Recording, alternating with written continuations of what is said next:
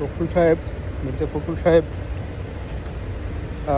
যেমন দাবি করছিল যে আন্দোলনে বিএনপির 400+ নেতাকর্মী মারা গেছে, যদিও উনি আবার একসময় বলছিল যে আমরা এই আন্দোলনের সাথে জড়িত না। যাই হোক, ওই আলোচনায় না যাই।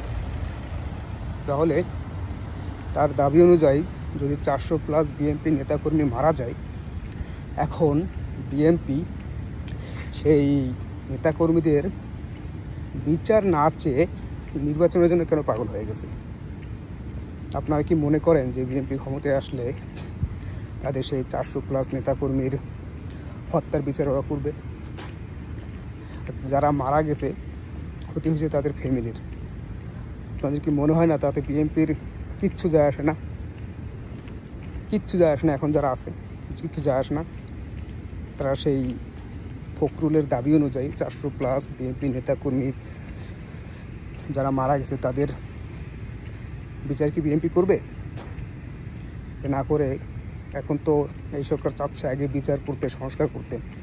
কিন্তু বিএনপি অন্যদের কথা বাদই দিলাম, তাদের নেতাকর্মীদের মৃত্যুর বিচার কেন চাচ্ছে না?